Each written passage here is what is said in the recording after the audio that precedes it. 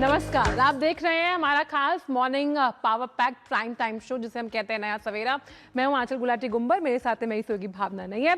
और इस शो के जरिए हम आपको बताते हैं देश और दुनिया से जुड़ी तमाम बड़ी खबरें। जब बड़ी खबरों की बात कर रहे हैं तो विधानसभा चुनाव 2026 का जिक्र होना लाजमी है। और आज पश्चिम बंगाल में पहले चरण को लेकर मतदान हो रहा है, साथ ही तमिलनाडु में भी जो उसकी सीटें हैं उसको लेकर मतदान जारी है। यानी कि तमाम जो वो उम्मीदवार हैं उनकी किस्मत का फैसला आज कैद हो जाएगा ईवीएम में। पश्चिम बंगाल और तमिलनाडु में जो विधानसभा चुनाव इस समय हो रहे हैं उस पर डीडी न्यूज लगातार ट्रैक कर रहा है और नॉन स्टॉप कवरेज आपको दिखाएगा।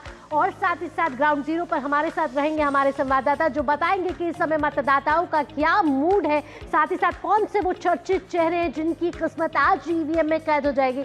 इसके साथ बात होगी मौसम को लेकर भी, अंतर्राष्ट्रीय खबरों का रुख करेंगे क्योंकि डोनाल्ड ट्रंप और ईरान के बीच की जो वार्ता है और जो उसकी सीज फायर की बातें हैं उसमें लगातार नए नए परिवर्तन आ रहे हैं, उससे भी आपको अपडेट कराएंगे। साथ ही साथ टेक टॉक होगा और बताएंगे आपको मौसम का हाल भी। चलिए नया सवेरा की शुरुआत कर लेते हैं इस वक्त की प्रमुख सुर्खियों के साथ।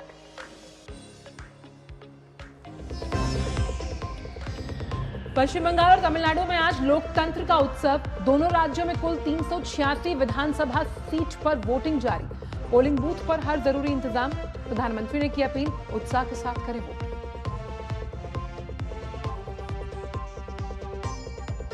बंगाल में सुवेंदु अधिकारी, दिलीप घोष और अधीर रंजन चौधरी समेत टीएमसी के बड़े नेताओं की किस्मत इस बार दांव पर। तमिलनाडु में सीएम स्टालिन और उनके बेटे सहित सेंथिल बालाजी और पनीर सेल्वम की किस्मत होगी ईवीएम में बंद।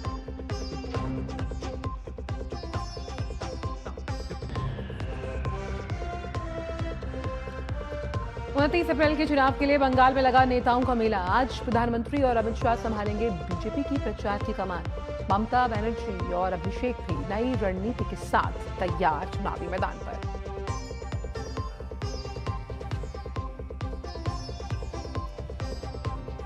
अंतर्राष्ट्रीय खबरों में पश्चिम एशिया तनाव के बीच अमेरिका का बयान, संघर्ष विराम को लेकर कोई समय सीमा तय नहीं। ईरान ने कहा, हम जानते हैं अपने हितों की रक्षा करना।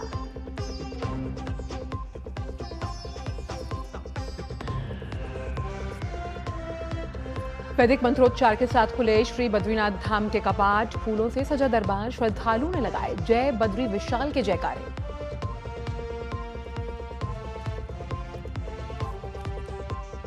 और खेल जगत से जूनियर निशानेबाजी विश्व कप में भारत का दमदार प्रदर्शन।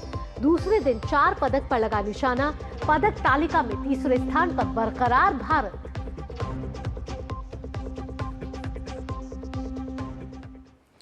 और आइए अब जानते हैं चुनावी राज्यों से जुड़ी खबरें हमारे खास सेगमेंट जनादेश के जरिए।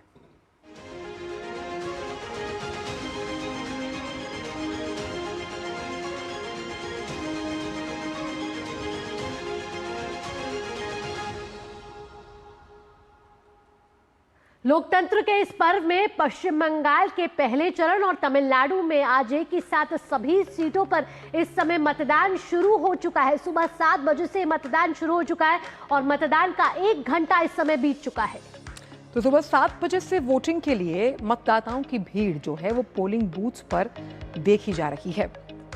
उसके साथ ही आज 2 राज्यों में कुल 386 सीटों पर वोटिंग है। आप तमिलनाडु की तस्वीर देख रहे हैं, 234 सीटों पर वोटिंग है। और पहला चरण है जो पश्चिम बंगाल की 152 सीटें हैं उसके लिए आप मतदान केंद्रों पर भारी कतार देख रहे हैं, जहां पर जो मतदाता हैं वो अपने संवैधानिक अधिकार का निर्वहन करने के लिए पहुंच चुके हैं। और ऐसे में मतदाता लोकतंत्र के इस महापर्व में हिस्सा ले रहे हैं। और अगर तमिलनाडु की बात की जाए तो स्टालिन, उदयनिधि स्टालिन, सेंथिल बालाजी, पनीर सेल्वम जैसे बड़े चेहरे जो हैं उनकी सियासी किस्मत दांव पे लगी है। वहीं बंगाल में आज हो रहे चुनाव में टीएमसी के जो उदयन गुहा हैं, गौतम देव हैं, उनके समेत बीजेपी के निश्चित प्रमाणिक सुवेंदु अधिकारी, दिलीप घोष और कांग्रेस के अधीर रंजन चौधरी चुनावी मैदान में खड़े हैं।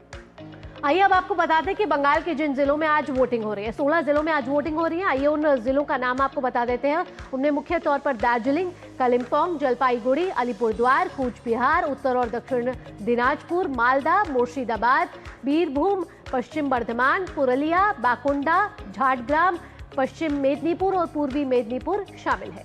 यहाँ कुल 1478 उम्मीदवार चुनावी मैदान में हैं। और वहीं अगर निर्वाचन आयोग की बात की जाए तो उसने पारदर्शी शांतिपूर्ण मतदान के लिए व्यापक, बहुस्तरीय और विस्तृत व्यवस्था की है। पोलिंग बूथ के आसपास केंद्रीय सशस्त्र पुलिस बलों की कंपनियां तैनात हैं और वहीं त्वरित कार्रवाई दल मतदान केंद्रों के आसपास तैनात किए गए हैं। जो तमाम ऑब्जर्वर्स हैं उनकी तैनाती को भी बढ़ा दिया गया है। तो दो राज्यों में आज लोकतंत्र का महापर्व यानी कि विधानसभा चुनाव 2026, जहां तमिलनाडु की 234 सीटें और पश्चिम बंगाल के पहले चरण में जहां मतदान होना है 152 सीटों पर वोट डाले जा रहे हैं। आगे बढ़ेंगे। प्रधानमंत्री नरेंद्र मोदी ने पश्चिम बंगाल के मतदाताओं से वोट करने की अपील की है। उन्होंने एक्स पर लिखा है कि पश्चिम बंगाल विधानसभा चुनाव का पहला चरण आज हो रहा है। मैं सभी नागरिकों से आग्रह करता हूं कि वे लोकतंत्र के उत्सव में पूरी ताकत से भाग लें। मैं विशेष रूप से अपने युवा मित्रों और पश्चिम बंगाल की महिलाओं से अपील करता हूं कि वो बड़ी संख्या में मतदान करें। प्रधानमंत्री ने आह्वान किया है युवाओं और महिलाओं से कि वो बढ़ चढ़कर आज मतदान में हिस्सा ले। इसके अलावा प्रधानमंत्री ने तमिलनाडु में विधानसभा चुनाव के लिए भी मतदाताओं से मतदान की अपील की। उन्होंने लिखा, तमिलनाडु में विधानसभा चुनाव के लिए मतदान हो रहा है। ऐसे में सभी मतदाताओं से लोकतंत्र के इस पवित्र कर्तव्य में उत्साहपूर्वक भाग लेने का आह्वान करता हूं। साथ ही उन्होंने लिखा कि मैं विशेष रूप से तमिलनाडु के युवाओं और महिलाओं से आग्रह करता हूं कि वे बड़ी संख्या में मतदान करने के लिए आगे आएं।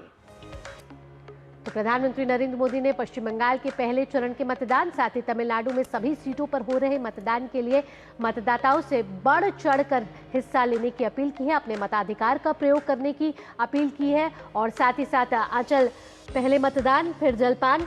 बिल्कुल, और लोकतंत्र के इस महाउत्सव में, इस महापर्व में सभी जो मतदाता हैं लगातार चुनाव आयोग जो है उससे अपील करता हुआ कि आप आए, इसे छुट्टी का दिन ना समझे और वोट करें। और हमारे जो ग्राउंड जीरो पर मौजूद संवाददाता हैं सीधा उनका रुख करते हैं। हमारे साथ प्रसन्नजीत बख्शी इस वक्त जुड़े हुए हैं कोलकाता से, साथ ही साथ सौरभ दत्ता जो है वो कोलकाता में जो चुनाव आयोग का दफ्तर है वहां से जुड़े हुए हैं, और साथ ही साथ मिशन साउथ की जब बात करेंगे तो निशांत राय का भी रुख करेंगे जो कि चेन्नई से मौजूद है। सबसे पहले रुख करते हैं प्रसन्नजीत का। प्रसन्नजीत, लोकतंत्र के महापर्व का आज दिन है जहां पश्चिम बंगाल की 152 सीटों पर मतदाता जो है मतदान करने के लिए पहुंच रहे हैं।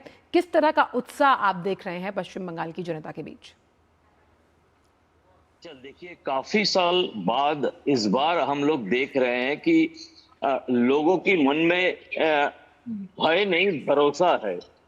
भरोसा के साथ लोग सुबह से ही, पहले ये सोचा गया था कि आज भी पिछले 3-4 दिनों की तरह गर्मी और पसीना लोगों को हो सकता है कि चुनाव मतदान से थोड़ा सा दूर रखे, लेकिन आज सुबह से थोड़ा सा आसमान में बादल है और पसीना से थोड़ा सा राहत मिले है, तो इसीलिए सुबह सुबह लोग मतदान करने के लिए निकल चुके हैं। और जैसे आप बोल रहे थे कि पहले मतदान और बाद में जलपान, हो सकता है कि ये जो चुनाव की आह्वान है, इस आह्वान को लोगों ने स्वीकारे हैं और पहुंच गए हैं मतदान करने के लिए। अभी तक शांतिपूर्ण है। एक दो छुटमुट का मुर्शिदाबाद आप जानते ही हैं। मुर्शिदाबाद ऐसी जगह है जहां पे चुनाव आयोग को भी सबसे ज्यादा वहां पे CAPF लगाना पड़े हैं। वहां पे एक दो जगह पर थोड़ा छूट-मूट की घटना सुनने को आ रहा है, लेकिन इसके कारण मतदान में ऐसा कुछ बाधा आ चुका है ऐसा सुने नहीं है। लेकिन बाकी जगह पर मतलब 16 जिला और 152 सीट बहुत ही बड़ा पैमाने पर मतदान हो रहे हैं। तो अलीपुर द्वार से लेकर पूर्वी मिदनापुर तक ये एक बड़ा जगह है, तो बीरभूम तक ये एक बड़ा जगह है। तो सब जगह पे ही शांतिपूर्ण मतदान है। आप लाइन भी दिखा रहे हैं, लाइन आप समझ ही सकते हैं कि सुबह सुबह इतना महिलाओं की लाइन, पुरुषों की लाइन सब निकल चुके हैं। आशा करते हैं कि 1 घंटा ही सिर्फ हुए हैं, लेकिन आशा करते हैं कि जो इंतजाम चुनाव आयोग की तरफ से किया गया है और जो आह्वान अलग अलग पॉलिटिकल पार्टी की तरफ से किया गया है, वो एक सफल मतदान के हिसाब से आज पूरा हो पाएगा। बिल्कुल प्रसन्नजीत, ये उत्साह तो फिलहाल दिख ही रहा है, लेकिन जैसे जैसे दिन बढ़ेगा ये उत्साह और आगे बढ़ेगा। यहाँ हमारे साथ सौरभ भी जुड़े हुए हैं चुनाव आयोग के दफ्तर के बाहर। आप खड़े हैं सौरभ, अगर चुनाव आयोग की तैयारियों की बात करें तो चुनाव से पहले कई व्यापक तैयारियां चुनाव आयोग ने की हैं, लेकिन अगर आज, क्योंकि आज मतदान का दिन है और आज लोकतंत्र का महापर्व का दिन है, ऐसे में ग्राउंड पर किस तरीके की तैयारियां इस समय नजर आ रही है? क्या कुछ नया किया गया है चुनाव आयोग ने इस बार?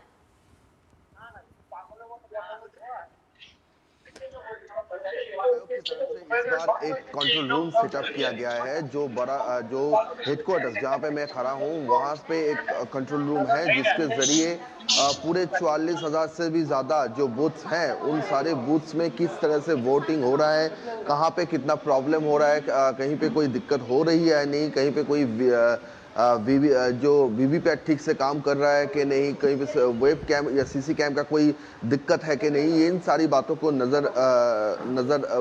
सारी बातों को जांच किया जा रहा है। और डिस्ट्रिक्ट में भी वेब कैम्प्स हैं, वो जो वेब कास्टिंग के लिए पर लगाए गए हैं, वहाँ पर भी एक कंट्रोल रूम है अलग से, वहाँ से भी सारी चीज़ों को मॉनिटरिंग किया जा रहा है। कुछ देर पहले ही कुछ समय पहले ही सीओ मनोज कुमार अग्रवाल वो दफ्तर पहुंचे हैं और उनको पूछा गया था कि सुबह से कैसा वोटिंग हो रहा है, तो उन्होंने कहा कि सब जगह ठीक ही चल रहा है। कुछ जगह पर ईवीएम का डिस्टर्बेंस का खबर आया है, कहीं पे एक बांकुड़ा का बड़चरा का हाट आसुरिया 2 नंबर बूथ में एक सीसी कैमरे के वजह से वोटदान रुका हुआ था, उस पर कदम लिया गया है। और मुर्शिदाबाद के नौदा में, जिसका जिक्र प्रसन्नजीत कर रहे थे, मुर्शिदाबाद नौदा में एक बमबारी की घटना घटी है, तो उसमें रिपोर्ट मांगी गई है और सीओ ने कहा है कि स्ट्रांग एक्शन लिया जाएगा। लेकिन सुबह सुबह जिस तरह से वोटर्स का लाइन देखने को मिल रहा है और जिस तरह से वोटर्स भी कह रहे हैं कि इस बार जो इंतजाम है, जो बार बार यहाँ पर आप अगर सिटी की बात करें तो यहाँ पे मेट्रो पे हर स्टेशन पे ये माइकिंग हो रहा है कि आप अपनी मतदान कीजिए, आप किसी से मत डरिए, आपका जो वोट है वो किसी को नहीं पता चलेगा, वो सीक्रेट रहेगा, निर्भय होकर वोट दीजिए। वो जो मैसेज चुनाव आयोग ने पिछले 1 महीने से भी ज्यादा समय से वोटर्स को दिया, वो सुबह से अभी तक दिखने को मिल रहा है कि वो मैसेज बरकरार है। भावना बिल्कुल, और निष्पक्ष के साथ साथ अकाउंटेबल चुनाव करवाना चुनाव आयोग की जिम्मेदारी है और इसीलिए बेखौफ होकर घर से बाहर निकलें, ये लगातार कहा जा रहा है आज वोटिंग के दौरान। एक बार फिर रुक कर लेते हैं निशांत राय का, जो कि इस वक्त चेन्नई से मौजूद हैं मिशन साउथ के बारे में जानकारी देने के लिए। निशांत, हम जानते हैं कि आज अगर तमिलनाडु की बात की जाए तो वहाँ पर भी विधानसभा चुनाव 2026 के लिए जो वोटर्स हैं वो अपना मतदान देने के लिए निकल रहे हैं। अब ऐसे में आज के इस दिन कई ऐसे बड़े चेहरे हैं जो वीवीआईपी सीट्स हैं जिनकी किस्मत दांव पर लगी हुई है। ऐसे में किस तरह का सेंटिमेंट आप ग्राउंड पर महसूस कर पा रहे हैं? देखिए, अगर अभी की बात की जाए तो सुबह 7 बजे से ही लंबी कतारें लगनी शुरू हो गई हैं मतदान केंद्रों में, क्योंकि तमिलनाडु में दोपहर में बहुत ज़्यादा गर्मी हो जाती है। तो जो वोटर्स हैं वो सुबह अपने टाइम पर यहाँ पर पहुँच गए हैं। 7 बजे से वोटिंग शुरू हुई थी। एक बार मैं अपने पीछे की तस्वीर कैमरा पर्सन से कहना चाहूँगा कि दिखलाएं कि कितनी लंबी लाइन लगी हुई है वोटर्स की, जो अपनी बारी का इस समय इंतज़ार कर रहे हैं वोट डालने के लिए। और इसमें आप देख सकते हैं कि सीनियर सिटीज़न भी हैं, युवा भी हैं, सभी अपनी अपनी बारी का इंतज़ार कर रहे हैं कि बारी आए और वो अपना वोट कास्ट करें। और ये कहा जा सकता है कि तमिलनाडु में वोटर्स में उत्साह नज़र आ रहा है। और इस बार चूँकि मामला त्रिकोणीय यहाँ पर हो चुका है कि चाहे डीएमके की बात करें, एआईडीएमके की बात करें या अन्य जो राजनीतिक दल हैं, टीवीके की बात करें, उनके आने के बाद से यह मामला त्रिकोणीय हो चुका है, जिसके चलते इस बार वोटर्स में भी उत्साह नज़र आ रहा है। जो चुनाव आयोग ने यहाँ पर तैयारी की है, 5 करोड़ 73 लाख से ज़्यादा वोटर्स हैं, उनको लेकर जो चुनाव आयोग ने तैयारी की है वो भी ग्राउंड पर नज़र आ रहा है। और आप देख सकते हैं इस पोलिंग बूथ को भी काफ़ी सजाया गया और सभी बूथ्स को कुछ इस तरीके से बनाया गया है कि वोटर्स का आने का मन करे। और जो दिव्यांग जन हैं वोटर्स, उनके लिए भी तैयारियाँ की गई हैं और सिक्योरिटी के भी पूरे इंतजामात किए गए हैं। और ये कहा जा सकता है कि चुनाव आयोग की कोशिश ये है कि जो पिछली बार वोटर टर्नआउट था उससे ज़्यादा वोटर यहाँ पर आकर अपना वोट कास्ट करें। और अगर तमिलनाडु की बात की जाए, चूँकि तमिलनाडु बेहद महत्वपूर्ण राज्य हो जाता है दक्षिण भारत का, तो इस बार यहाँ पर राजनीतिक दलों के द्वारा भी जो रस्साकसी थी हमने देखा था चुनाव प्रचार के दौरान, वो काफ़ी हुई थी। लेकिन फिलहाल मतदाता मतदान केंद्रों पर पहुँचा है अपना फैसला सुनाने के लिए। बिल्कुल निशांत, हमारे साथ प्रसन्नजीत, एक बार फिर से मैं आपके पास आना चाहूंगी। प्रसन्नजीत, यहाँ मैं आपसे पूछना चाहूंगी कि ये जो बंगाल का रण है 2 मैचों में बटा हुआ है। पहला मैच आज हो रहा है 152 सीटों को लेकर। यहाँ भी कई चर्चित चेहरे हैं जिनकी किस्मत आज दांव पर लगी है, फिर चाहे वो दिलीप घोष हो या अधीर रंजन चौधरी हो। इन चर्चित चेहरों के बारे में और ये जो हॉट सीट है 152 सीटों में, उनके बारे में आप बताइए। इस देखिए 1 2 3 करके तो नहीं बताऊंगा, लेकिन सारे की सारे हॉट सीट है। लेकिन नंदीग्राम है जहां पे पिछले बार ममता बनर्जी को शुभेंदु अधिकारी ने हराया था। इस बार वहां पे शुभेंदु अधिकारी फिर से चुनाव में है और वो उसका जो मतदान करने की तस्वीर वो भी आप दिखा रहे थे। दिलीप घोष फिर अपने पुराने जगह खड़गपुर सदर में चुनाव लड़ रहे हैं। ये काफी महत्वपूर्ण है कि इसके कारण पूरा जो उस वेस्ट मिदनापुर की जिला है वो बीजेपी के लिए काफी महत्वपूर्ण हो गया है। निशित प्रामाणिक है जो कुछ बिहार में चुनाव लड़ रहे हैं, जो पूर्व केंद्रीय मंत्री रहा, काफी महत्वपूर्ण है। जो अधीर रंजन चौधरी काफी सालों के बाद वो अभी राज्य राजनीति में वापस आए, बहरमपुर से चुनाव लड़ रहे हैं। गौतम देव जो नॉर्थ बंगाल में तृणमूल कांग्रेस की माने हुए चेहरा है, वो इस बार सिलीगुड़ी से लड़ रहे हैं। साथ में शंकर घोष जो बीजेपी का चीफ व्हिप हुआ करता था, वो भी लड़ रहे हैं सिलीगुड़ी गौतम देव की खिलाफ। तो ये कुल मिला के दिलीप घोष, अधीर रंजन चौधरी, शुभेंदु अधिकारी, ये सारे हॉट सीट है जिस सीटों के ऊपर हम सबका नजर है।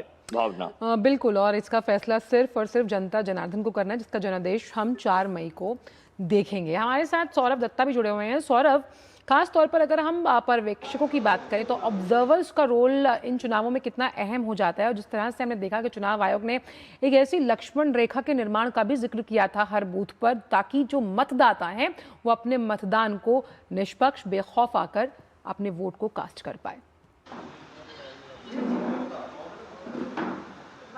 कल रात देर रात को 2 बजे के करीब एक मीटिंग हुआ है ऑल ऑब्जर्वर्स को लेकर। सीईओ की तरफ से ये मीटिंग किया गया है। वहाँ पे expenditure observers, general observers, police observers, सारे वो ऑब्जर्वर्स वहाँ पे थे और उनके साथ बैठकर एक ही बात बताया गया है कि जो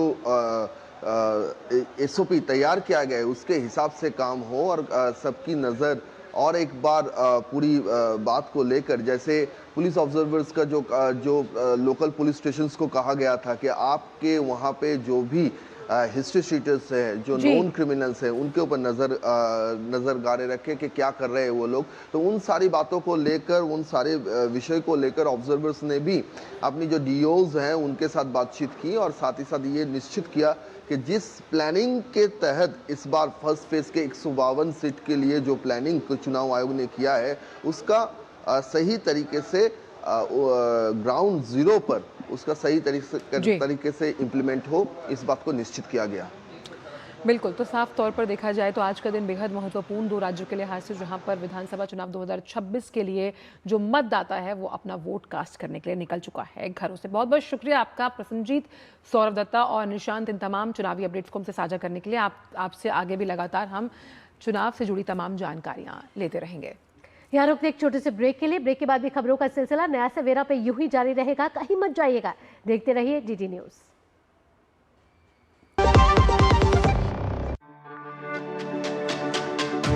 मेरी पसंद, मेरी पसंद, मेरी पसंद, मेरी पसंद, हमारी पसंद, हम सबकी पसंद। मजबूत देश का मजबूत सरिया हो गया स्टील।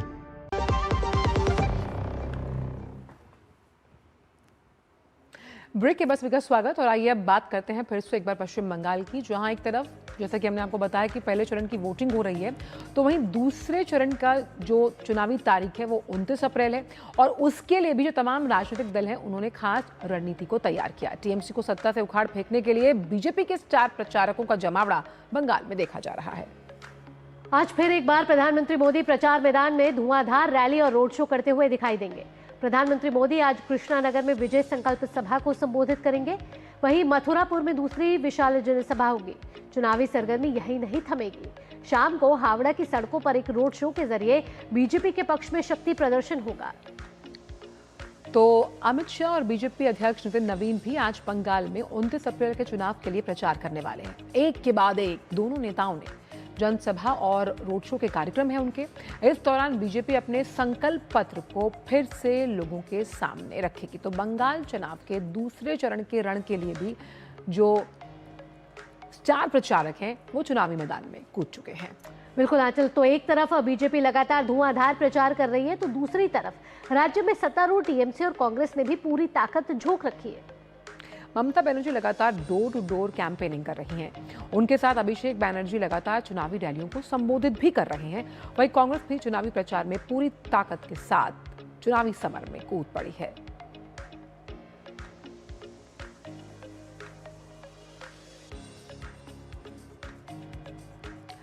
तो पश्चिम बंगाल में भाजपा उम्मीदवार डॉक्टर राजेश कुमार ने मुख्यमंत्री ममता बनर्जी के खिलाफ चुनाव आयोग में एक गंभीर शिकायत दर्ज करवाई।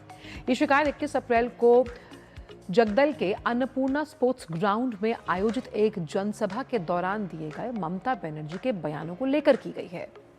भाजपा उम्मीदवार का आरोप है कि मुख्यमंत्री ने केंद्रीय सुरक्षा बलों के खिलाफ न केवल अपमानजनक भाषा का इस्तेमाल किया, बल्कि महिलाओं को सुरक्षा बलों के खिलाफ रसोई के बर्तनों के साथ हमला करने और उन पर फर्जी एफआईआर दर्ज कराने के लिए भी उकसाया। शिकायत पत्र में यह भी उल्लेख किया गया है कि ममता बनर्जी ने चुनाव अधिकारियों और विशेष पुलिस पर्यवेक्षकों को व्यक्तिगत रूप से धमकी दी। साथ ही भाजपा उम्मीदवार राजेश कुमार को डकैत और चोर पुलिस कहकर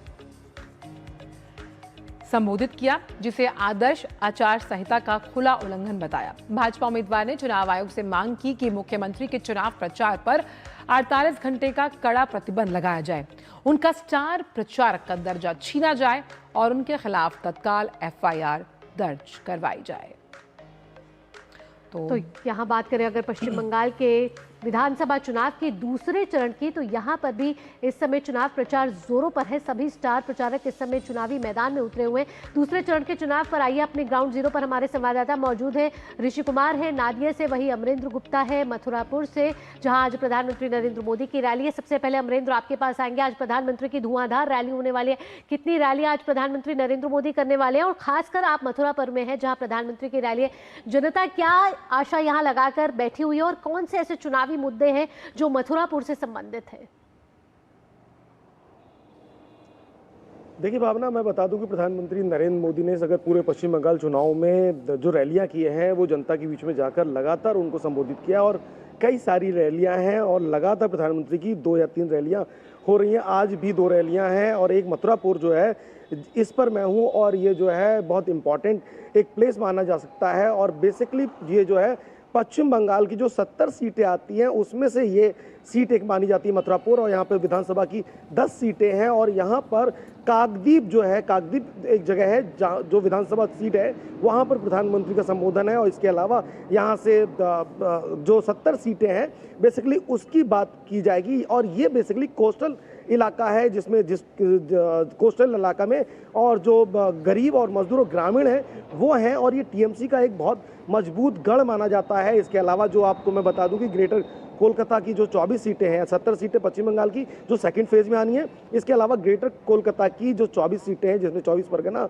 है, कोलकाता है, और यहाँ जो है तो ये एक इम्पॉर्टेंट बेल्ट माना जाता है। इसलिए प्रधानमंत्री इस बार जो है यहाँ पर जनता से संवाद कर रहे हैं, और जो मुद्दे हैं, जो विकास के मुद्दे हैं और जो बदलाव के मुद्दे हैं, उसको लेकर प्रधानमंत्री लगातार पश्चिम बंगाल में अपनी हुंकार भर रहे हैं। और इस बार भी प्रधानमंत्री जो है इस बेल्ट में, ये बहुत ही इंटीरियर बेल्ट है मथुरापुर का, ये बहुत ही काकद्वीप जो इंटीरियर बेल्ट है, तो इस बेल्ट में आके प्रधानमंत्री ने ये संदेश देने की कोशिश की है कि भारतीय जनता पार्टी बदलाव के साथ आपके बीच में आ रही है। और जो मुद्दे जो उन्होंने पूरे इलेक्शन कैंपेन में उठाए, और जिस तरह से 15 साल की सरकार के दौरान इस इंटीरियर एरिया में विकास तक नहीं पहुंचा है, उसको अगर भारतीय जनता पार्टी को मौका मिलता है सरकार बनाने को, तो वो वहां पर विकास की किरण आएगी और यहाँ पर पूरी तरह से बदलाव होकर रहेगा। तो ये कुछ चुनावी मुद्दे हैं जिसको लेकर प्रधानमंत्री नरेंद्र मोदी की एक बड़ी बड़ी विशाल रैली है और लगभग तैयारियां पूरी हो चुकी हैं। और मुझे लगता है लगभग अभी सुबह 8 साढ़े 8 बज रहे हैं, लोगों का लगातार सड़कों पे आना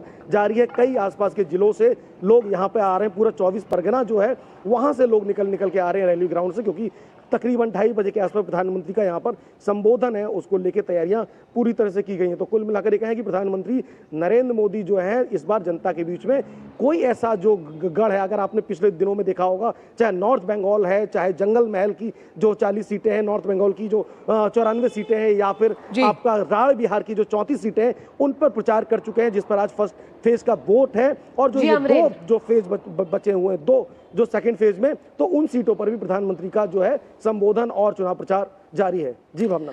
चलिए अब ऋषि का रुख कर रहे थे जो कि नादिया से मौजूद हैं। नादिया के बारे में कहा जाता है ऋषि ऑक्सफोर्ड ऑफ बंगाल, यानी कि कल्चरली वो इतना रिच है, और ऐसे में अगर कल्चरली वो रिच है तो किस तरह से आपको वहाँ पर जो पब्लिक सेंटिमेंट है वो नज़र आ रहा है, ख़ास तौर पर इस बार जो एम फैक्टर है वो दशा और दिशा बदलने वाला समझा जा रहा है पश्चिम बंगाल के चुनावों के लिहाज से? देखिए, जहाँ तक इस बार के पश्चिम बंगाल के चुनाव की बात करें तो निश्चित तौर से इस बार जो मिजाज है जनता का वो बदला हुआ नज़र आ रहा है। एक तो जनता बहुत ज़्यादा मुखर होकर अपनी अभिव्यक्ति नहीं दे रही है, बहुत ज़्यादा साइलेंट तरीके से और एक तरीके से स्ट्रेटजिक तरीके से जवाब देती है जब हम लोग उनसे बात करते हैं तो। लेकिन इतना ज़रूर है कि जो बदलाव की जो शुरुआत पिछले चुनाव में भारतीय जनता पार्टी ने की थी, वो इस बार उससे आगे बढ़ के जाना चाहती है और अपनी सीटों को बढ़ाकर सरकार बनाने की जो उनकी पुरजोर कोशिश है, उसके लिए जो लगातार ताबड़तोड़ जो रैलियां हो रही हैं, जो प्रचार हो रहा है और जनता के बीच में जाकर जो मुद्दे उठाए जा रहे हैं, वो जनता को निश्चित तौर से प्रभावित कर रहे हैं। और जहाँ तक इस नादिया ज़िले की बात करें तो इस समय हम कृष्णा नगर में मौजूद हैं। नादिया ज़िले का जो कृष्णा नगर इलाका है, यही कहा जाता है ऑक्सफोर्ड ऑफ वेस्ट बंगाल। और इसके अलावा जो यहाँ के तमाम सांस्कृतिक पक्ष हैं, अगर हम कहें तो इस कृष्णा नगर इलाके में जो कला है, जो संस्कृति है, वो हर जगह पे दिखाई देती है। यहाँ मूर्ति कला यहाँ की बड़ी वर्ल्ड फेम है, यहाँ के कलाकारों ने पूरी दुनिया में मूर्ति कला को स्थापित किया है। इसी तरीके से जो मछुआरों की समस्याएं हैं, चूँकि ये नादिया ज़िला एक तरीके से कहा जाए कि जो गंगा का जो इलाके की जो बहुत सारी जो ट्रिब्यूटरीज हैं, हुगली के नाम से यहाँ पर गंगा बहती है, और इस तरीके से जो तमाम छोटी छोटी नदियाँ हैं, तो उनके बीच में जो मछली पालन है वो एक बहुत बड़ा मुद्दा है। और जो कृषि है, जिसमें कि कटान से लेकर जो किसानों की जो समस्याएं आती हैं वो सब हैं। लेकिन प्रधानमंत्री जिस तरीके से अलग अलग इलाकों में जाकर वहाँ के स्थानीय मुद्दों के साथ जनता के साथ संवाद कर रहे हैं, वो जनता उसको पसंद कर रही है। और इसके समाधान के लिए जो प्रयास किए जाएंगे, उसके जो रूपरेखा दोनों पार्टियों ने रखी है, टीएमसी यहाँ पर पिछले 15 सालों से है, तो उसका एक अलग पहलू है। लेकिन भारतीय जनता पार्टी अपने अलग पक्ष के साथ और एक बदलाव की जो धारा है उसको यहाँ पर जनता के बीच में स्थापित करने की कोशिश कर रही है। बिल्कुल ऋषि और अमरीन, तो अगर पश्चिम बंगाल विधानसभा चुनाव के दूसरे चरण की बात करें तो तमाम राजनीतिक पार्टियों ने अपनी पूरी ताकत यहाँ झोंक दी है और चुनाव प्रचार में उतर गई है। ऐसे में देखना होगा कि दूसरे चरण का चुनाव प्रचार अब क्या मोड़ लेता है और जनादेश क्या तय करता है। फिलहाल अमरीन्द्र और ऋषि, तमाम जानकारियों के साथ आपका बहुत बहुत धन्यवाद। तो जनादेश से जुड़ी हुई इन तमाम चुनावी खबरों में अभी के लिए इतना ही।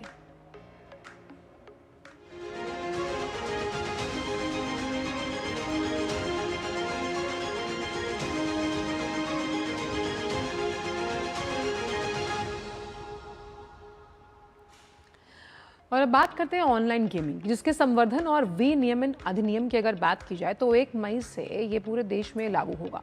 इस कानून का मुख्य उद्देश्य ऑनलाइन मनी गेम्स और उनके बढ़ते खतरों से जो तमाम नागरिक हैं उन्हें सुरक्षित रखना, साथ ही ई स्पोर्ट्स और ऑनलाइन सोशल गेम्स के लिए एक सुरक्षित और पारदर्शी ढांचा तैयार करना है।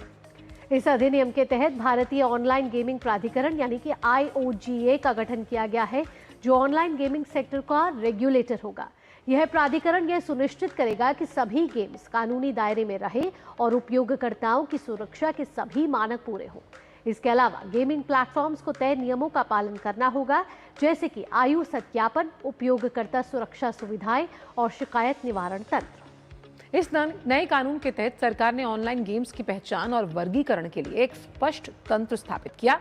अगर कोई गेम ऑनलाइन मनी गेम है तो उसे पूरी तरह से प्रतिबंधित किया जाएगा, जबकि ई स्पोर्ट्स और सोशल गेम्स को एक संरक्षित वातावरण मिलेगा। यह कदम ऑनलाइन गेमिंग उद्योग को न केवल व्यवस्थित करेगा बल्कि एक सुरक्षित और जिम्मेदार क्षेत्र बनाने में मदद भी करेगा। इसके साथ खेलों में भाग लेने वाले जो उपयोगकर्ता हैं उनका विश्वास बढ़ेगा। इलेक्ट्रॉनिक्स और सूचना प्रौद्योगिकी मंत्रालय के सचिव एस कृष्णन के मुताबिक जिन नियमों को नोटिफाई किया गया है, ये रूल्स पहले ड्राफ्ट फॉर्म में सर्कुलेट किए गए थे। इस पर 2500 से ज्यादा लोगों ने अपने विचार और राय दी, जिसके बाद कुछ बदलाव के साथ इसे नोटिफाई किया गया है।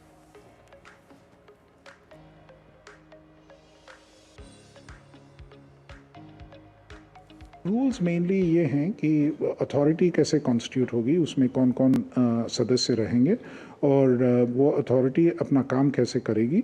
कोई एक ऑनलाइन गेम को, ये ऑनलाइन मनी गेम है या ऑनलाइन सोशल गेम है, इसका निर्णय कैसे किया जाएगा। और एक बार ये डिटर्मिनेशन हो जाता है तो फिर वो गेम का रजिस्ट्रेशन कैसे होगा, और रजिस्ट्रेशन के बाद अगर कोई वायलेशन होता है तो उसका बैन या उसका सस्पेंशन या उस पर क्या कार्रवाई की जाएगी, उसका विड्रॉल ऑफ रजिस्ट्रेशन कैसे की जाएगी, इन सब चीज़ों का, और ग्रीवेंस मैकेनिज्म कैसे ऑपरेट करेगा, इन सब चीज़ों के लिए प्रावधान बनाया गया है नियमों में।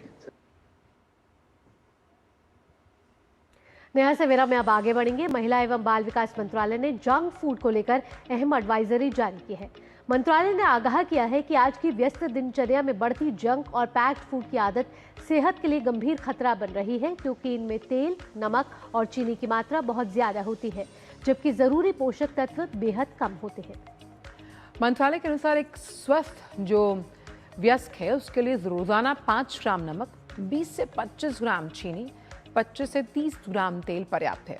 एडवाइजरी में जंक फूड की जगह ताजे फल, सूखे मेवे, भुने चने, मूंगफली और घर में बने जो पेय पदार्थ हैं उन्हें अपनाने की सलाह दी गई। साथ ही बेहतर स्वास्थ्य के लिए मौसमी फल, सब्जियों और रंग बिरंगी थाली को रोजमर्रा के भोजन में शामिल करने पर जोर दिया गया है। तो सरकार की तरफ से ये है फूड एडवाइजरी। आइए पोषण को लेकर भी बात कर लेते हैं। भारत में कुपोषण एक गंभीर चुनौती है जो बच्चों से लेकर महिलाओं तक हर वर्ग की महिलाओं और बच्चों को प्रभावित कर रहा है। इससे निपटने के लिए सरकार ने पोषण पखवाड़ा अभियान की शुरुआत की है। अब इस अभियान के तहत गर्भवती महिलाओं से लेकर बच्चों तक सभी को पोषण और सही आहार की जानकारी दी जा रही है। अब देखिए कि कैसे ये अभियान कुपोषण के खिलाफ लड़ाई में गेम चेंजर साबित हो रहा है, इस रिपोर्ट के जरिए।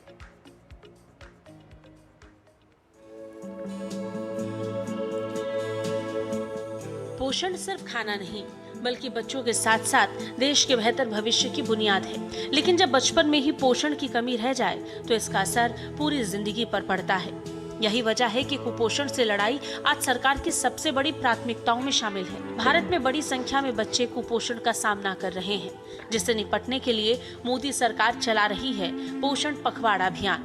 भारत में राष्ट्रीय परिवार स्वास्थ्य सर्वेक्षण 2019-21 के अनुसार कुपोषण दर में कुछ कमी आई है। 5 वर्ष से कम आयु के बच्चों में बोनापन 38.4% से घटकर 35.5% हुआ। बच्चों में दुर्बलता 21% से घटकर 19.3% हुई, जबकि बच्चों में अल्प वजन 35.8% से घटकर 32.1% हुआ। कुपोषण से सिर्फ बच्चे ही नहीं, महिलाएं भी जूझ रही हैं। महिलाओं में कुपोषण 22.9% से घटकर 18.7% हो गया है। हालांकि कुपोषण अब भी देश के लिए बड़ी चुनौती है। राष्ट्रीय परिवार स्वास्थ्य सर्वेक्षण 2019-21 के अनुसार 67% बच्चे और 57% महिलाएं अनीमिया से पीड़ित पाई गई हैं। यह आंकड़ा बताता है कि पोषण की कमी पीढ़ी दर पीढ़ी चल रही है। अब सवाल ये कि कुपोषण के खिलाफ लड़ाई में पोषण पखवाड़ा कैसे कर रहा है मदद। देश में कुपोषण के खिलाफ जंग में पोषण पखवाड़ा गेम चेंजर साबित होगा, क्योंकि सरकार का ये अभियान सिर्फ जानकारी नहीं देता बल्कि व्यवहार बदलने पर जोर देता है।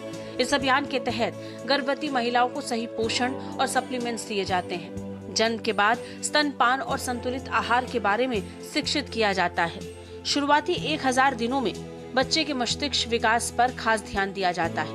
आंगनवाड़ी केंद्रों के जरिए जमीनी स्तर पर सेवाएं पहुंचाई जाती हैं। साथ ही परिवारों को जागरूक कर एक सामूहिक भागीदारी सुनिश्चित की जाती है। देश भर में आंगनवाड़ी केंद्रों पर पोषण पंचायतें, जागरूकता अभियान और खेल आधारित गतिविधियां आयोजित हो रही हैं, जिसका मकसद सिर्फ पोषण की जानकारी देना नहीं, बल्कि लोगों की आदत में शुमार करना है। पोषण पखवाड़ा से न केवल बच्चों का भविष्य संवारा जा रहा है, बल्कि देश को स्वस्थ, समृद्ध और विकसित बनाने की दिशा में बड़ा कदम है। Bureau report, DD news. और महिलाओं को संसद विधानसभाओं में 33% आरक्षण के लिए संविधान संशोधन विधेयक के पारित नहीं होने पर देश भर में महिलाओं का आक्रोश देखने को मिल रहा है। देश के अलग अलग कोनों में महिलाएं इस कानून का समर्थन नहीं करने के लिए विपक्षी पार्टियों के खिलाफ सड़कों पर उतरी हुई हैं। देश भर में विपक्ष के रवैये के खिलाफ महिलाएं जोर शोर से प्रदर्शन कर रही हैं और इसी कड़ी में बुधवार को भी दिल्ली विश्वविद्यालय, कोलकाता, कर्नाटक के धारवाड़, आंध्र प्रदेश के अनंतपुर और महाराष्ट्र में जोरदार प्रदर्शन देखने को मिला।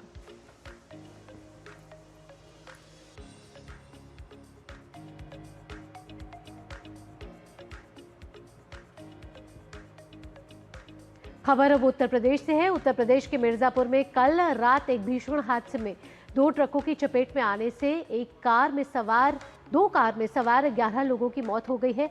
घटना की सूचना मिलने पर तत्काल पुलिस और दमकल विभाग की टीमें मौके पर पहुंची और स्थानीय लोगों की मदद से राहत और बचाव कार्य तत्काल प्रभाव से किया गया। एक ट्रक और एक ट्रक पीछे से आ रहा था, उसने ब्रेक फेल होने के कारण संभवतः उसने टक्कर मारते हुए वो आगे गया है और उस टक्कर से एक अन्य ट्रक में उसने टक्कर मारी। एक ऑल्टो गाड़ी उन दोनों ट्रक के बीच में फंस गई और एक अन्य गाड़ी जो बोलेरो गाड़ी थी उसको भी जब टक्कर लगी तो उसमें आग लग गई। इस सूचना पे तत्काल जो पुलिस की टीमें हैं और जो फायर ब्रिगेड की टीम है वो मौके पर पहुंची है। स्थानीय लोगों की मदद से यहाँ पर राहत और बचाव का कार्य तत्काल प्रभाव से शुरू किया गया। इसमें अभी तक 11 लोगों के मृत्यु होने की सूचना प्राप्त हुई है। और अब बात नेशनल इन्वेस्टिगेशन एजेंसी NIA की, जिसने आतंकवाद के खिलाफ बड़ी कार्रवाई की। एजेंसी ने 2017 में CRPF कैंप पर हुए फिदायीन हमले के मामले में जैश ए मोहम्मद के एक आतंकी ऑपरेटिव की कई संपत्तियां जब्त कर ली। इस हमले में 5 अर्धसैनिक बलों के जवान शहीद हुए थे, जबकि 3 गंभीर रूप से घायल हुए थे। जांच में सामने आया है कि जब्त की गई ये संपत्तियां आतंकी गतिविधियों से अर्जित थी और आरोपी फैयाज अहमद मगरे के नाम पर थी। NIA ने फैयाज को अगस्त 2019 में गिरफ्तार किया था। उसके खिलाफ RPC और UAP एक्ट की विभिन्न धाराओं के तहत मामला दर्ज है और साथ ही मुकदमा भी चल रहा है। जांच में भी सामने आया कि फैयाज दक्षिण कश्मीर में प्रतिबंधित जैश ए मोहम्मद का सक्रिय ओवरग्राउंड वर्कर था। वो उन आतंकियों के साथ बैठकों में शामिल था जिन्होंने CRPF कैंप पर हमले की साजिश रची और उसे अंजाम दिया। और भारत के वस्त्र निर्यात क्षेत्र ने वित्त वर्ष 2025-26 में वैश्विक बाजारों में स्थिर प्रदर्शन करते हुए 2.1% की वृद्धि दर्ज की है। वस्त्र मंत्रालय के अनुसार कुल निर्यात बढ़कर 3,16,334 करोड़ रुपए हुआ।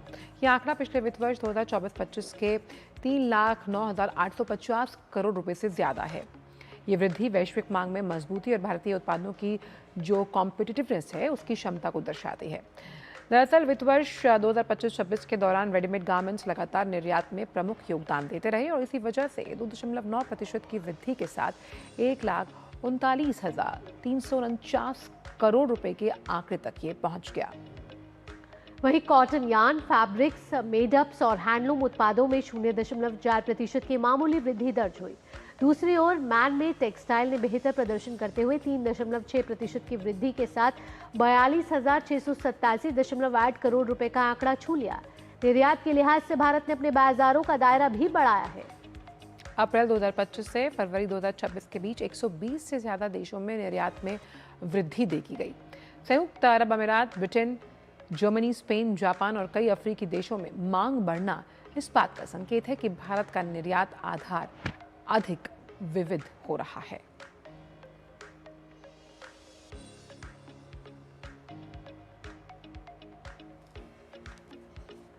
तो आइए आगे बढ़ते हुए अब बात कर लेते हैं समाचार पत्रों की। यहाँ प्रकाशित प्रमुख और दिलचस्प खबरों की, जहां हमारा खास सेगमेंट प्रेस रिपोर्ट आपके लिए हाजिर है। आंचल, पहली खबर क्या कह रही है? बिल्कुल, तो पहली खबर जो है वो कैसे आदिवासी जो कला है, यानी कि आदिवासी इलाकों में जिस तरह से अनोखी परंपरा है उसका जिक्र करती है कि कैसे यहाँ पर अपनी रूहों के लिए गाथा खंबे बनाए जाते हैं। यानी कि मध्य प्रदेश का जो आदिवासी इलाका है झाबुआ और उसके साथ साथ अलीराजपुर में एक बहुत अनोखी परंपरा यहाँ पर ये है कि, और भावुक परंपरा इसे हम कह सकते हैं कि यहाँ लोग अपनी अकाल मृत्यु होना, यानी कि तराशे हुए जो पत्थर हैं उन खंभों पर इस गाथा को लिखते हैं।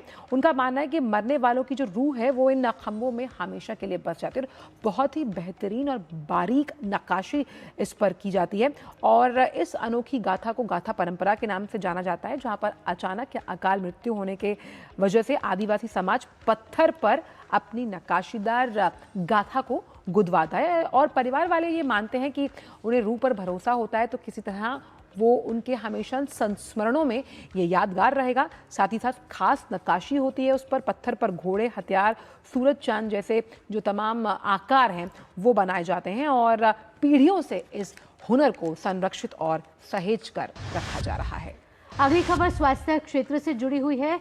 असल में क्या होता है, बीमार होता है तो अस्पताल के चक्कर लगाने पड़ते हैं और ज़्यादा बीमारी होती है तो अस्पताल में इलाज कराना पड़ता है और इलाज कभी कभी महंगा पड़ जाता है, और ख़ासकर प्राइवेट अस्पतालों में। तो प्राइवेट अस्पतालों में इलाज हो सकता है सस्ता। मेडिकल डिवाइस इंडस्ट्री ने सरकार के उपकरणों की खुदरा कीमतें तर्कसंगत बनाने का किया है आग्रह। अगर सरकार इन मांगों को मान लेती है तो प्राइवेट अस्पतालों में इलाज हो जाएगा सस्ता। और अभी क्या हालात हैं वो मैं आपको बता देती हूँ कि 3 रुपये में बनने वाली सिरिंज 30 में तो 6 का कैनुला 120 रुपये का मिलता है मरीज को। वहीं दूसरी तरफ कच्चे माल की कीमत बढ़ने से दवा निर्माता दाम बढ़ाने की कर रहे हैं मांग। तो ऐसे में प्राइवेट स्वास्थ्य इंडस्ट्री में अगर ये सरकारें मांग लेती है तो प्राइवेट अस्पतालों में जो इलाज है वो सस्ता हो जाएगा। बिल्कुल, तो आज जो समाचार पत्रों में प्रेस रिपोर्ट में बस इतना ही, जहां पर हम आपके लिए लेकर आए समाचार पत्रों में प्रकाशित इन खास सुर्खियों को। लेकिन वक्त एक छोटे से ब्रेक का है। ब्रेक के उस पर आकर पर्सनल फाइनेंस से जुड़े मनी मंत्र में क्या कुछ खास है वो बताएंगे आपको। जब धरती चीर कर निकलता है लोहे का पत्थर और मिलता है मोंगिया के जोश से, फिर तपता है, पिघलता है और बनता है फौलाद। अब होता है सरिया सारी खूबियों के साथ। मोंगिया स्टील, मजबूत देश का मजबूत सरिया। और ब्रेक के बाद आपका स्वागत है। आप देख रहे हैं नया सवेरा मनी मंत्र में। आइए अब आपको बताते हैं कि कैसे आप अपने पर्सनल फाइनेंस को सुरक्षित कर सकते हैं। तो सपनों के घर को खरीदने के बारे में किन किन बातों का ध्यान आपको रखना चाहिए आपको बता दें। तो घर के लिए व्यवहारिक और वित्तीय उपाय हम आपके साथ साझा कर रहे हैं। सबसे पहले तो यहाँ पर आपको ये समझना चाहिए कि घर की जो कीमत है उसका 20 से 35% हिस्सा जो है वो आप डाउन पेमेंट पे दें, तो उससे आपका जो बहुत बड़ा यानी कि आप कंपाउंड कॉर्पस है वो कम होगा। अब अपनी जो आपकी सैलरी है, अगर आप सैलरीड हैं या बिजनेस करते हैं तो उसकी आय के अनुसार ही आप होम लोन की जो एलिजिबिलिटी है वो पात्रता ले सकते हैं। घर के लिए हमेशा प्री अप्रूव्ड लोन अप्रोच को ही अपनाएं। इसके साथ ही प्रॉपर्टी की जांच जरूरी है, यानी कि जहां पर आप प्रॉपर्टी ले रहे हैं उसकी रेकी ज़रूर कर लें, यानी कि उसकी इतिहास, उसके कानूनी कागजात क्या हैं, उसकी लोकेशन क्या है, क्या वो सोसाइटी रेरा अप्रूव्ड है या नहीं, ये आप ज़रूर चेक कर लें। साथ ही आप अगर आपको लोन के ज़रिए लेना है तो अपना जो अच्छा सिविल स्कोर है, क्योंकि अगर आपका कोई प्री लोन भी चल रहा है और आपकी किस्तें जो हैं वो बाउंस नहीं होनी चाहिए, तो आपका जो सिविल स्कोर है वो अगर 750 प्लस होता है तो लोन लेने में आसानी होती है। और इसीलिए लोन की जो आपकी राशि है और उस पर लगने वाला जो ब्याज है उसे अलग अलग बैंकों से कंपेयर ज़रूर करें और मकान खरीदते समय कानूनी सलाह ज़रूर लें ताकि आप अपने घरौंदे को बहुत खूबसूरत बना पाएं आने वाले समय के लिए। तो ये तो बात हुई कि कैसे आप अपने आशियाने को सुरक्षित कर सकते हैं, लेकिन अंतर्राष्ट्रीय जगत की खबरों में क्या कुछ है खास, आइए आपको दिखाते हैं अराउंड द वर्ल्ड में। तो सबसे पहले बात अमेरिकी राष्ट्रपति डोनाल्ड ट्रंप की, जिन्होंने ईरान के साथ युद्ध विराम को अनिश्चित काल के लिए बढ़ा दिया ताकि तेहरान के नेतृत्व को युद्ध समाप्त करने के लिए एक एकीकृत प्रस्ताव तैयार करने के लिए और ज्यादा समय मिल पाए।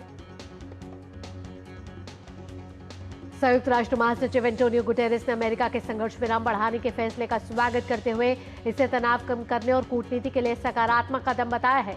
यूएन प्रवक्ता स्टीफन दुजारिक ने कहा है कि सभी पक्ष इस मौके का फायदा उठाएं। संघर्ष विराम का सम्मान करें और बातचीत के जरिए स्थायी समाधान की दिशा में आगे बढ़ें। मेक्सिको के तेओतिहुआकान पुरातात्विक स्थल को एक बार फिर कड़ी सुरक्षा के साथ जो तमाम टूरिस्टों के लिए खोला गया। सोमवार को गोलीबारी की घटना में एक कैनेडियाई महिला की मौत हुई थी। पेरू के विदेश मंत्री हुगो डे जेला और रक्षा मंत्री कार्लोस डियाज ने बुधवार को अपने पदों से इस्तीफा दे दिया। दोनों मंत्रियों ने अंतरिम राष्ट्रपति के अमेरिका से $3.5 अरब के F-16 लड़ाकू विमानों की खरीद को स्थापित करने के फैसले का विरोध किया है। और अब वक्त तो चला है एक दिन एक उत्सव के खास सेगमेंट का।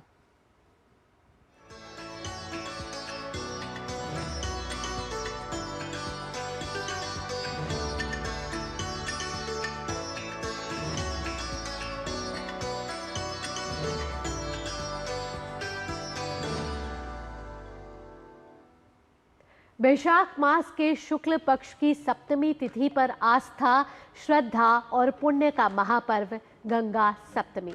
देवी गंगा के जन्मोत्सव के रूप में मनाए जाने वाले इस पावन दिन पर गंगा स्नान, पूजन और दान का विशेष महत्व है। आइए देखते हैं इस पर एक खास रिपोर्ट।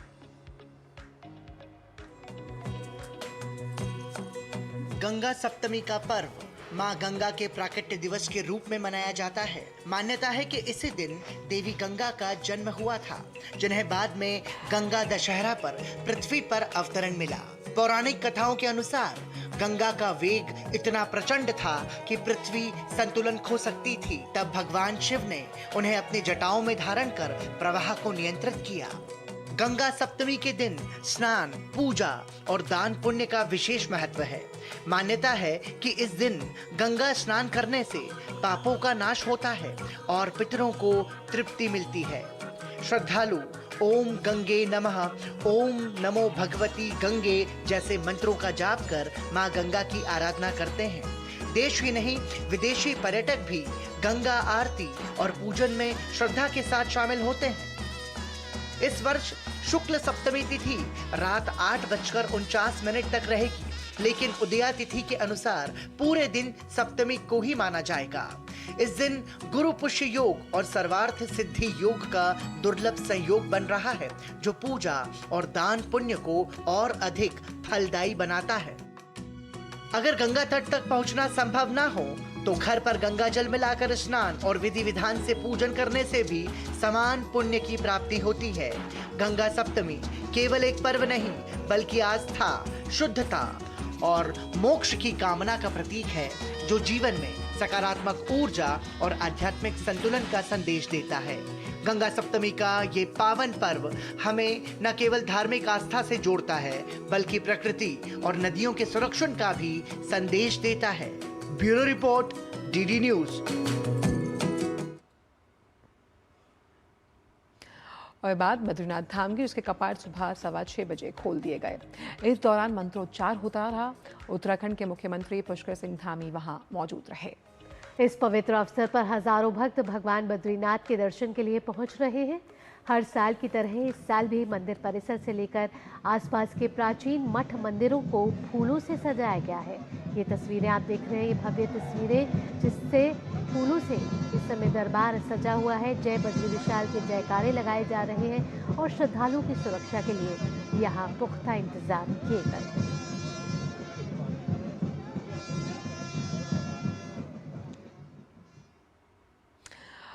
और आज हम आपको मिलवाएंगे नागालैंड के संगयुसंग एस पोंगनर से, जो पिछले 60 वर्षों से अधिक समय से लोक परंपराओं को सजोने और आगे बढ़ाने में जुटे हैं। उन्होंने एक कलाकार, संगीतकार, निर्देशक और गुरु के रूप में लोकगीतों, नाटकों और नृत्य के साथ साथ मौखिक परंपराओं को जीवित रखा। देखिए रिपोर्ट। पुरातत्व अवशेषों से प्राप्त इस तरह की मूर्तियां मुझे बहुत अचंभित करती हैं। क्यों? क्योंकि उस दौर की संस्कृति को हमारे सामने रखती है। और ऐसा ही काम कर रहे हैं नागालैंड के संगयुसंग एस पोंगनर। मोकोकचुंग जिले के उंगमा गांव में जन्मे संगयुसंग पोंगनर आओ नागा समुदाय से आते हैं, जहां लोकगीत, नृत्य और बुजुर्गों की कहानियां जीवन का अभिन्न हिस्सा होती हैं। इन्हीं परंपराओं के बीच पले बढ़े पुंगनर के भीतर अपनी संस्कृति के प्रति गहरा लगाव और जिम्मेदारी का भाव विकसित हुआ। मुझे बचपन से ही अपने परंपरा और संस्कृति में गहरी रुचि रही है, इसलिए मैं हमेशा अपने पिता और बड़ों से अपने संस्कृति के बारे में सीखता रहा। उनकी सीख और मार्गदर्शन से प्रेरित होकर मैंने इस कला को आगे बढ़ाया और सीखने के बाद देश विदेश में कई प्रस्तुतियां भी दी। पिछले 60 वर्षों से अधिक समय से संगयू संग आओ नागा लोक परंपराओं को संजोने और आगे बढ़ाने में जुटे हुए हैं।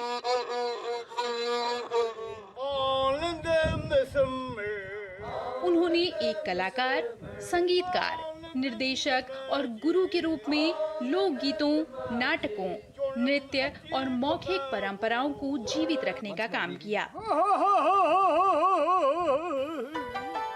इसके साथ ही उन्होंने इन्हें सहेजने का संकल्प लिया। उनका घर एक गुरुकुल बन गया, जहां वे नई पीढ़ी को अपनी संस्कृति की शिक्षा देते हैं। जो भी मैंने सीखा है उसका मैं रोज अभ्यास करता हूँ। मैं आने वाली पीढ़ी को भी यह संस्कृति सिखाना चाहता हूँ। अगर कोई मुझसे सीखना चाहता है तो उसे सिखाने के लिए मेरे दरवाजे हमेशा के लिए खुले हैं। 81 वर्ष की उम्र में भी गुरु संगयू संग पोंगनर अपनी संस्कृति की उस लौ को जलाए हुए हैं जो पीढ़ियों को जोड़ती है। उनका जीवन ये सिखाता है कि परंपराएं सिर्फ इतिहास नहीं होती, बल्कि पहचान होती हैं, जिसे सहेजना और आगे बढ़ाना हम सब की जिम्मेदारी है। आओ नागा समुदाय की इस अमूल्य सांस्कृतिक विरासत को जीवित रखने के लिए गुरु संगयू संग एस पोंगनर को पद्मश्री के सम्मान के लिए बहुत बहुत बधाई। और हमारे पद्म के बाद आइए अब बात करते हैं खेती किसानी की। चलते हैं आपको लेकर कृषि जगत की ओर। कृषि मंत्री शिवराज सिंह चौहान ने ओडिशा के किसानों को बड़ी राहत देते हुए 5 फसलों की जो खरीद है उसका MSP जो है उसे मंजूरी दी। मूंग, उड़द, मूंगफली, सूरजमुखी और सरसों की खरीद MSP पर की जाएगी, जिसकी कुल कीमत 1428 करोड़ रुपए से ज्यादा है। ये फैसला ओडिशा सरकार के साथ हुई बैठक के बाद लिया गया, जिसमें किसानों की मांगों पर सकारात्मक रुख अपनाया गया। केंद्रीय मंत्री ने स्पष्ट किया है कि खरीद प्रक्रिया पारदर्शी होनी चाहिए और किसानों को सीधा लाभ मिलना सुनिश्चित किया जाएगा। उन्होंने भरोसा दिलाया कि ओडिशा के किसानों के हित में केंद्र सरकार हर संभव सहयोग करती रहेगी। और अब की खबरें खेल जगत से, हमारे खास सेगमेंट स्पोर्ट्स ट्रैक के जरिए। जूनियर निशानेबाजी विश्व कप में भारतीय निशानेबाजों का शानदार प्रदर्शन जारी है। भारत के जूनियर निशानेबाजों ने विश्व कप के दूसरे दिन 3 रजत और 1 कांस्य पदक सहित 4 पदक जीतने में सफलता पाई। पदक तालिका में भारत अभी तीसरे स्थान पर है। रोहित केनियन ने 50 मीटर राइफल प्रोन पुरुषों की जूनियर स्पर्धा में 615.8 के स्कोर के साथ भारत को दिन का पहला रजत पदक दिलाया। कजाकिस्तान के स्वर्ण पदक विजेता ओलेग नोस्कोव से सिर्फ 0.5 अंक पीछे रह गए। सेजल कामले ने जूनियर महिलाओं की 25 मीटर पिस्टल क्वालिफायर में 580 के स्कोर के साथ शीर्ष स्थान हासिल किया और फिर फाइनल में 27 हिट के साथ दूसरे स्थान पर रही। राजचंद्र ने 580 और अभिनव तेजपाल ने 578 का स्कोर कर 25 मीटर पिस्टल पुरुषों की जूनियर स्पर्धा में रजत और कांस्य पदक हासिल किए हैं। और आइए आगे बढ़ते हुए अब बात कर लेते हैं आपके शहर के मौसम का क्या हाल है। जानते हैं ग्राफिक्स के जरिए आपके शहर का न्यूनतम और अधिकतम तापमान।